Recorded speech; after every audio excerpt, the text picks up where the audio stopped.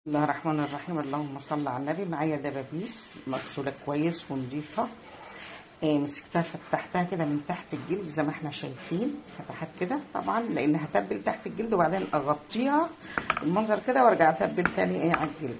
انا بحب كده علشان بحب منظر الجلد ده لوحده وده لوحده عشان يغطيها، عشان تفضل محتفظه كده بالعصاره جوه.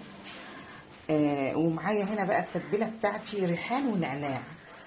هتبلها بالريحان والنعناع، وده زنجبيل فريش وتوم وفلفل وملح بس كده. بس كده، لان هو انا الطعم الجميل اللي باخده من الريحان والنعناع والزنجبيل الفريش. ومعايا عصير ليمونتين.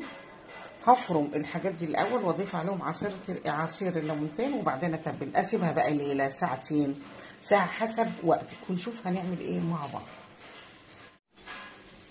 المنظر ده كده من ناحيتين تبلناه وهنغطي كده بالجلد ونتبله، نخلصهم بقى كلهم ونغطيهم ونسيبهم زي ما احنا شايفين كده برضه من ناحيتين.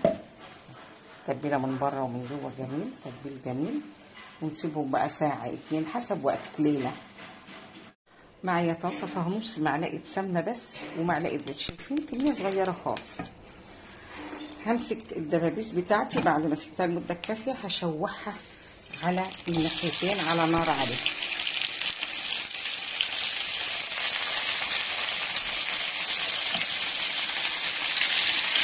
هخلصهم وهقلبهم على الناحيتين عشان الصوت ده. شايفين شوحتها على الناحيتين اهي كلهم كده اتشوحوا على الناحيتين. هعمل ايه بقى دلوقتي؟ هجيب كوبايه ميه وهحط معلقه صلصه ومعلقه عسل. هنشوف مع بعض.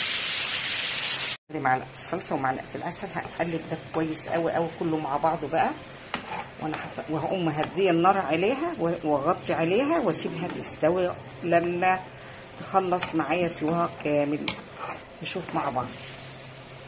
اقلبها كويس واغطي عليها وهدي النار بقى على ما تستوي كويس. ان شاء الله بصراحه الطعم خرافه، حاجه تانية خالص، وبألف هنا وشفا. جربوها هتلاقوها طريقه جميله جدا.